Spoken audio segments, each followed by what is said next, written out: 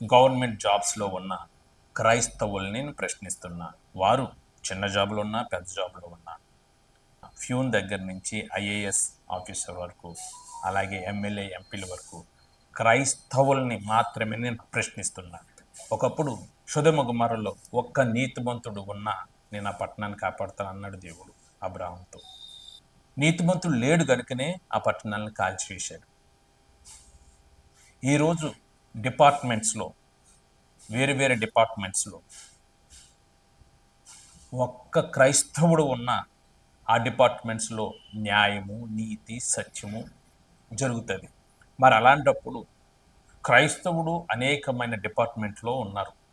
Even లాయర్స్గా ఉన్నారు, హాస్పిటల్లో డాక్టర్స్గా ఉన్నారు, ఐపీఎస్ ఐఏఎస్ లాగా ఉన్నారు, పోలీస్ డిపార్ట్మెంట్లో ఉన్నారు, ఎమ్మెల్యే ఎంపీలుగా ఉన్నారు, రెవెన్యూ డిపార్ట్మెంట్లో ఉన్నారు.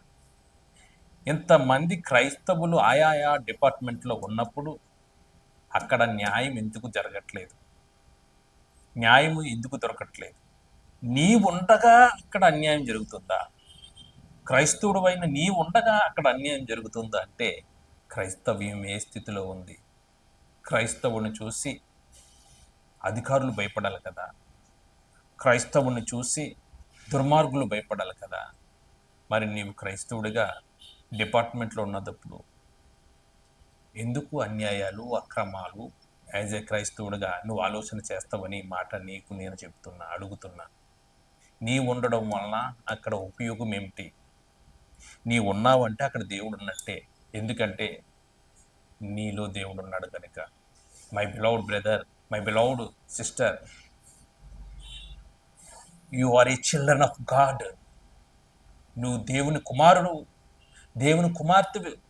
అన్యాయస్తుల దగ్గర, అక్రమం చేస్తున్న వారి మధ్య, దుర్మార్గుల మధ్య నిన్ను ఎందుకు పెట్టాడో తెలుసా? You are light of the world. నువ్వు వారికి వెలుగునివ్వడానికి.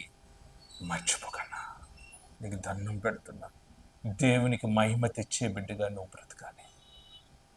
నీ ఎదుటే అన్యాయం జరుగుతున్నప్పుడు, నీ ఎదుటే అక్రమం జరుగుతున్నప్పుడు, నీ కళ్ళ ఎదుటే దేవుడు పైన నీ ఉండగానే అక్కడ అక్రమం, అన్యాయం జరుగుతుందంటే యాజ్ ఏ దేవునిగా, యాజ్ ఏ క్రైస్తవునిగా, యాజ్ ఏ చిల్డ్రన్ ఆఫ్ గాడ్గా ఏం చేస్తున్నావన్నా? చస్తే చావు, న్యాయాన్ని బ్రతికించన్నా, న్యాయాన్ని బ్రతికించు. మనుషులకి భయపడొద్దన్నా, దేవుడికి భయపడన్నా, దేవునికి భయపడ.